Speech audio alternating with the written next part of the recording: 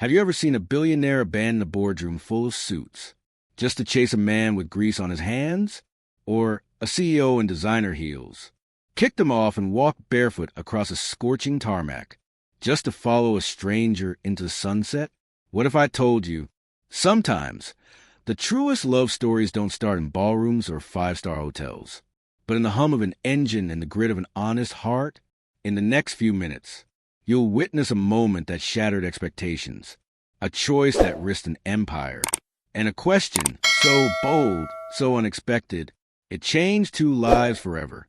Stay with me, because what happens next might just make you believe in second chances, in simple beginnings, and in the kind of love that doesn't need an audience, ready to step onto the runway, where power met humility, and a billionaire found everything she never knew she needed.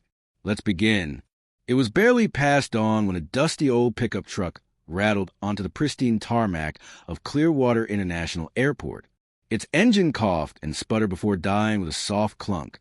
From the driver's seat stepped a man who looked like he just rolled out from under an 18-wheeler. Boots scuffed, flannel worn thin at the elbows, and grease streaked across his hands like permanent ink. His name was Clayton, and without even touching the jet, he had already been judged. Behind the glass walls of the VIP terminal, polished executives in tailored suits paused their coffee and chuckled. Phones were raised discreetly to snap photos. Some smirked, others whispered. The message was the same, even if unspoken. This guy? Seriously. You see, we live in a world trained to trust the shine. The expensive suit, the new car, the polished resume. And when something or someone doesn't fit that image, it's easy to dismiss them before they even get a chance to speak. It's a dangerous mistake. And that morning, they were about to learn just how dangerous. Because while the executives laughed, Clayton had already spotted something they hadn't even considered. A faint, ominous shimmer under the belly of the jet. A shimmer that smelled faintly of fuel.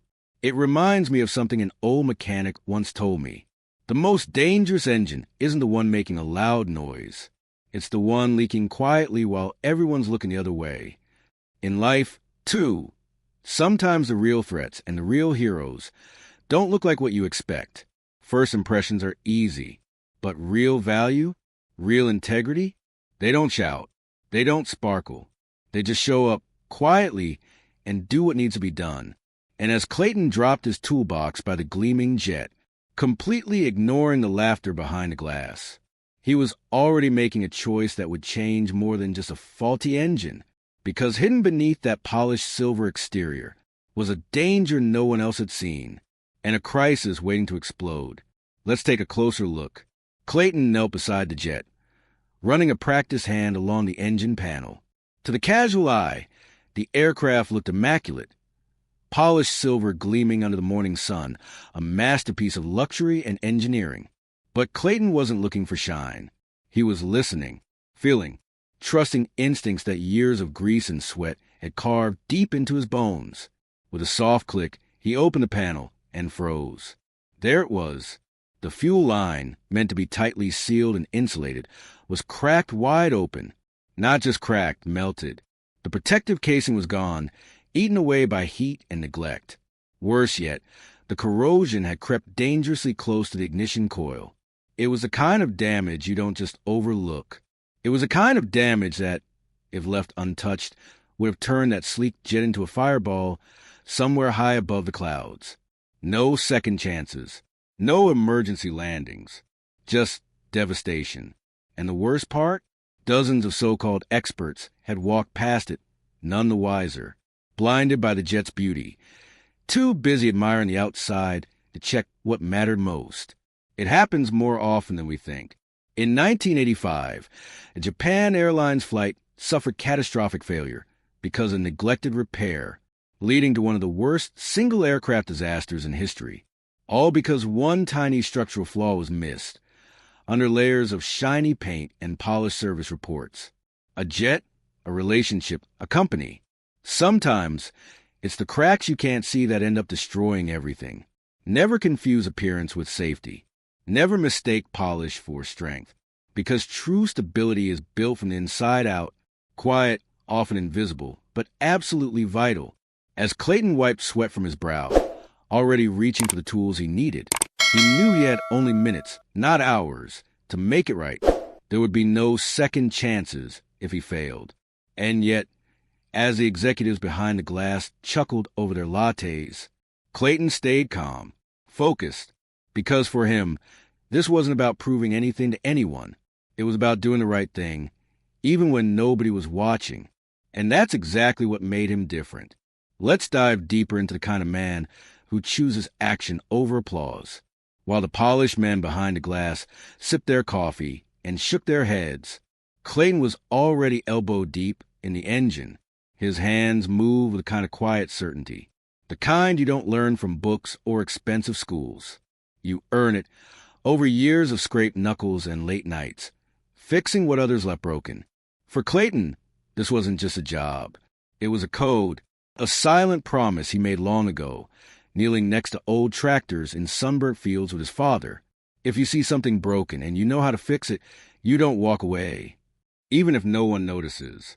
Even if no one claps. Even if they laugh at you. Especially then. Because real work, real integrity, isn't about the reward. It's about the responsibility you feel when no one's looking. It's about doing right, simply because it's right. I once heard a story about a park ranger in Yellowstone who, for 30 years, checked a remote trailhead every day, even though only a handful of hikers ever used it. When asked why he bothered, he simply said, because if someone needs help out there, they'll need it more than anywhere else. Clayton lived by that same quiet principle. He didn't fix the jet because it would make headlines. He fixed it because someone's life depended on it.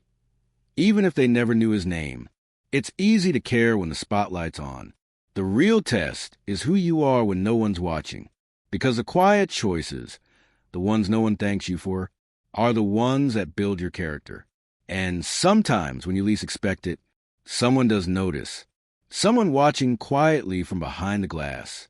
Someone who sees not just what you fix, but who you are. And for Clayton, that someone was about to change his life forever. Let's meet her. Behind the sleek glass walls of the terminal, while most sipped their lattes and chuckled at the country mechanic, fumbling with their precious jet, one woman wasn't laughing. She wasn't even smiling. Delaney Carter stood with her arms folded, her sharp eyes fixed on Clayton like a hawk studying the horizon, not judging, not dismissing, just watching. Delaney wasn't new to the world of suits and stage performances. She was born into it, daughter of aviation royalty, CEO before 30, owner of a fleet that carried presidents, kings, and billionaires across the sky. She had seen charm polished to perfection. She had heard 1,000 well-rehearsed promises. She had been surrounded all her life by men who looked the part, but crumbled the second real work, or real courage, was required. And that's why she noticed Clayton. Because he wasn't trying to be noticed. He was just trying to do the right thing, even as the world mocked him for it. It's like when you're in a crowded room, full of voices, laughter, clinking glasses, and yet somehow you notice the one person quietly helping someone who dropped their tray. No announcement, no expectation of applause, just action. Real recognizes real. And Delaney, despite the layers of wealth and expectation draped over her, had never lost her ability to spot it. It's easy to be impressed by noise, status, and glitter, but true leadership, real vision, lies in noticing what others overlook, in valuing not the loudest voice in the room, but the one whose actions speak without saying a word. And at that moment, as Clayton closed the engine panel and wiped his hands on a rag, Delaney Carter made a decision, not the kind written in boardrooms, not the kind debated by PR teams. A decision straight from the heart, wild, reckless, and absolutely right. Because sometimes when you finally see something real, you have to grab it before it disappears. And that's exactly what she was about to do. The jet's engine gave a low, steady hum, alive again, and for the first time that morning, the laughter behind the glass faded into stunned silence. Clayton, his work done, slung his tool bag over his shoulder and turned to leave, ready to disappear as quietly as he had arrived. But he didn't get far. The soft click of heels against the tarmac made him pause. Out of the corner of his eye, he saw her, Delaney Carter, walking straight toward him, past the suits, past the engineers, past everyone who thought they knew how this morning was supposed to end. When she reached him, she didn't hesitate. Her voice was calm, but it carried the weight of someone who had made a decision too big to turn back from. "What would you do?" she asked. "If someone like me asked you something completely insane?" Clayton blinked, caught off guard. "Depends how insane," he said quietly. Delaney took a breath, steadying herself against the rush of blood in her ears. "What if I asked you to marry me?" The words floated into the warm morning air, hanging there between them, impossible, reckless, breathtakingly real. Jai Tik Aro, Dao Sao Tom L.Y. Delaney. For Delaney, this wasn't some wild impulse. It wasn't publicity stunt or a fairy tale fantasy. It was clarity, pure and rare. Because in that moment, she realized something that had taken her years of board meetings, interviews, and lonely hotel rooms to learn. Love isn't found in resumes, trust funds, or curated image portfolios. It's found in the quiet grit of someone who shows up when it matters most. In someone who doesn't need to impress you to be valuable. And Delaney knew if she walked away now, she might never find again. It's like when you're hiking a trail and the fog lifts for just a second, revealing a view so breathtaking, so pure, you know in your bones you'll regret it forever if you don't stop and savor it. That was this moment for Delaney. Sometimes, the biggest risks aren't the ones you plan for. They're the ones that call to your heart, asking you to leap, even when every rule you've ever learned says stay. And if you're brave enough, sometimes that leap doesn't lead to a fall. It leads to freedom. Clayton didn't laugh. He didn't make a joke. He didn't treat her question like a performance. Instead, he did something that took even more courage than a yes or a no. He looked her right in the eyes and said, "Take off your heels. Walk with me. 5 minutes. No titles. No headlines. Just two people, real and bare, on the same ground." And just like that, the story that stunned everyone watching was only just beginning. Let's walk beside them for a while. For a moment, the world seemed to hold its breath. Delaney glanced down at her sleek black heels, the kind you buy when you're expected to tower, not to walk. Shoes polished to perfection, crafted for boardrooms, not for runways of broken concrete. Clayton's challenge hung between them. Simple, direct, no titles, no performances, no armor. Just her. Delaney smiled, almost to herself, and in a move that made the suits behind the glass gasp louder than if the jet had exploded, she leaned against one foot, slipped off one heel, then the other. The concrete beneath her bare feet was warm, rough, and very, very real.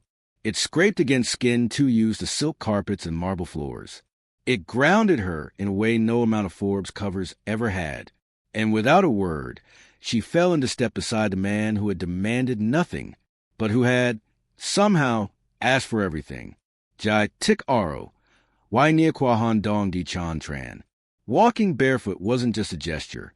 It was a choice, a declaration. In a life where every move was measured, every word scripted, this simple act was a rebellion. I am willing to be real. I am willing to hurt a little. I am willing to meet you, not as a Carter, but as Delaney. Because sometimes, to find out who you really are, you have to strip away everything the world taught you to pretend to be. It's like when a soldier returns from battle and removes their medals, or when a performer steps off stage and wipes away their makeup. That moment when all that's left is the person underneath, raw, honest, human. True connection can't exist through titles, brands, or image. It only happens when two people are willing to show up, barefoot, imperfect, unguarded. And yes, it feels uncomfortable, but it's the only ground sturdy enough to build something real. They didn't say much as they walked. Just a soft slap of bare feet on sun-warmed concrete, the creak of old hangers rusting in the distance, the silent knowing growing between them. Because Clayton wasn't leading her toward luxury. He was leading her toward something much rarer, toward the place where dreams are built, not bought. Let's open that old hangar door together. The hangar stood like an old giant at the edge of the airfield, its metal walls rusted and dented by time, its door groaning as Clayton pushed it open with a strong shove. Delaney hesitated at the threshold. Inside, it was nothing like the world she knew. No polished floors, no glass conference tables, no shimmering lights, just a battered folding table, an old chair, and the walls, lined with photographs, dusty tools, handwritten notes, and faded memories.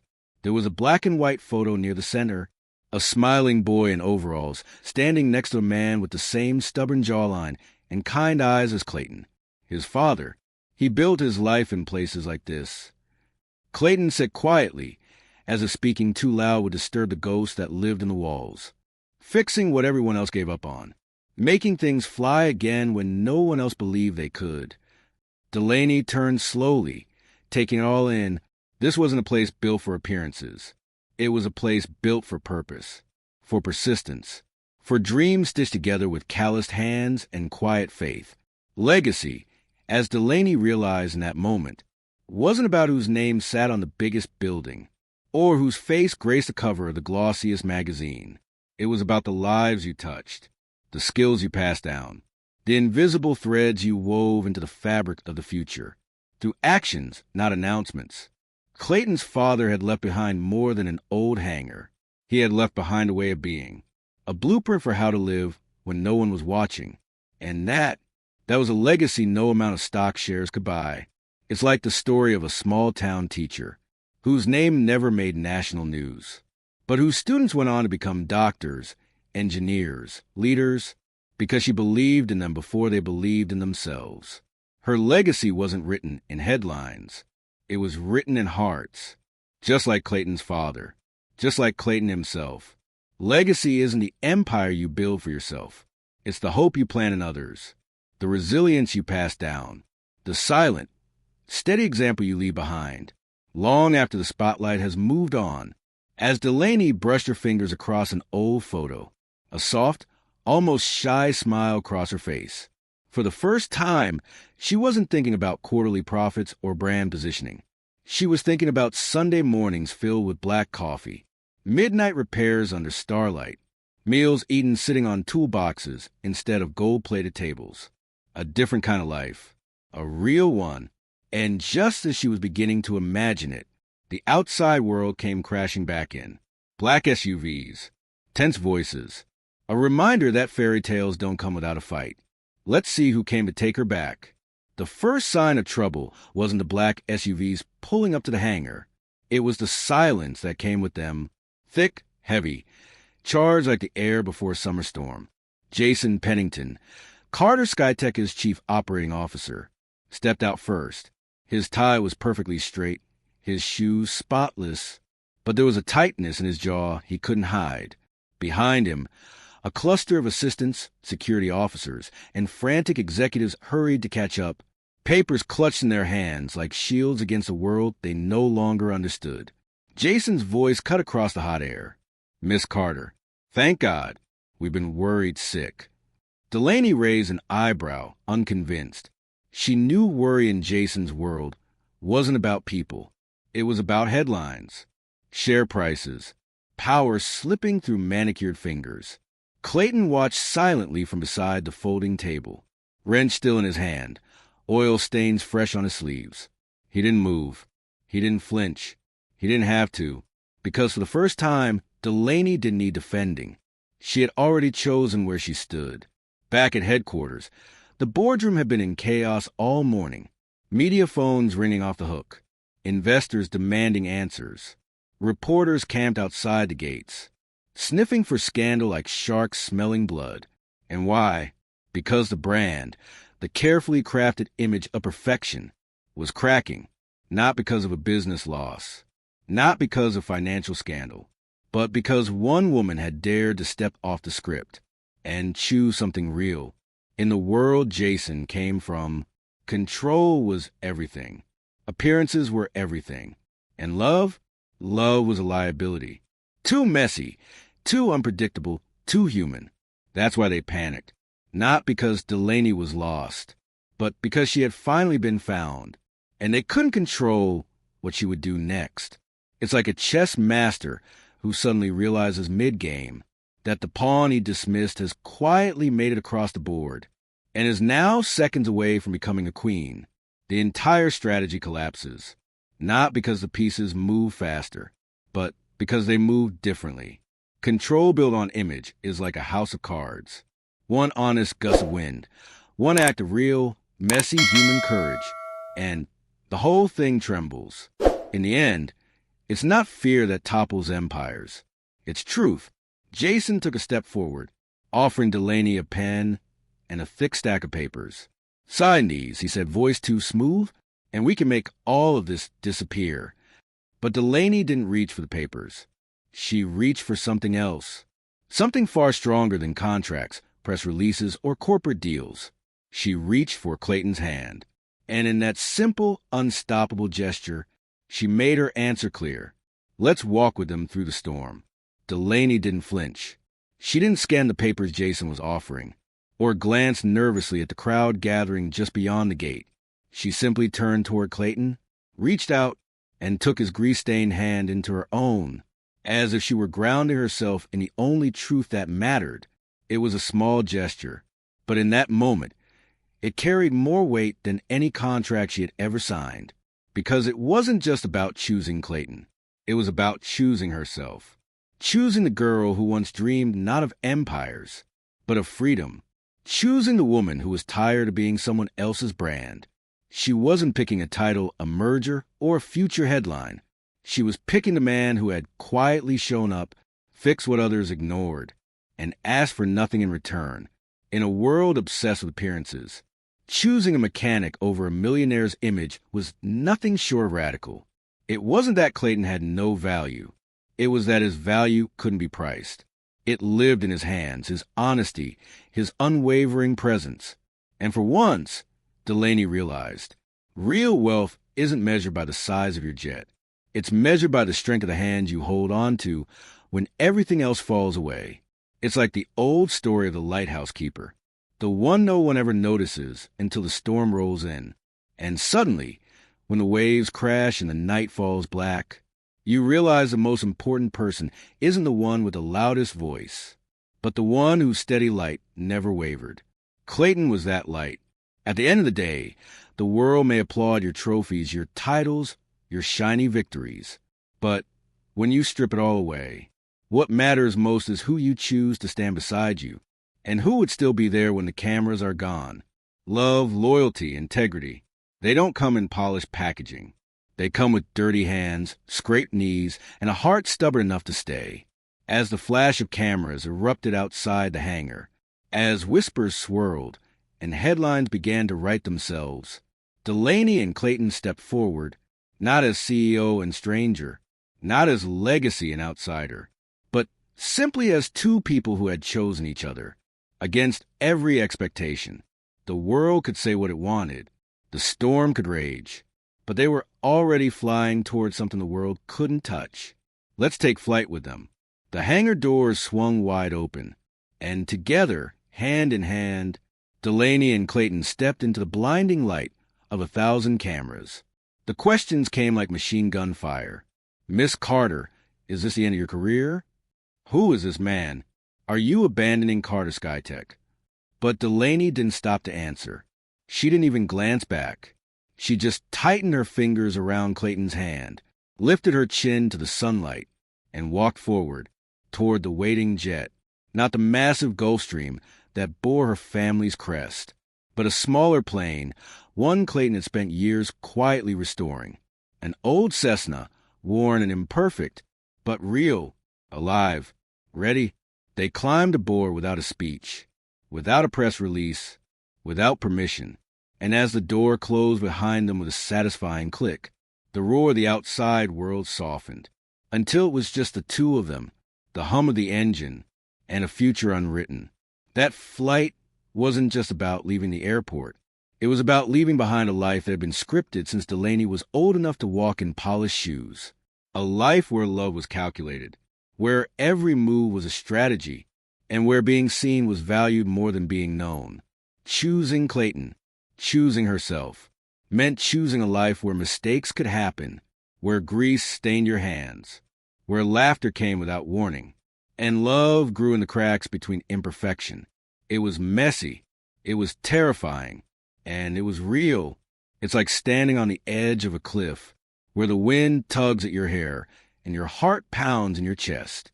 You can stay safe behind the fence, watching others soar, or you can step into the air, trusting that maybe, just maybe, your wings will find you on the way down. Delaney chose to leap. Life isn't meant to be a perfect script. It's meant to be a daring, beautiful, imperfect story, written one brave choice at a time. And sometimes, the best chapters begin the moment you finally stop asking for permission. As the small plane lifted off the runway, leaving Clearwater International, and everything it symbolized behind, Delaney looked over at Clayton.